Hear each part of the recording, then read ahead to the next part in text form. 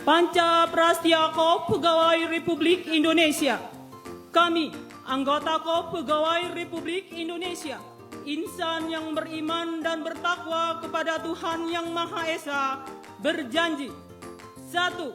Setia dan taat kepada Negara Kesatuan dan Pemerintah Republik Indonesia yang berdasarkan Pancasila dan Undang-Undang Dasar 1945. 2.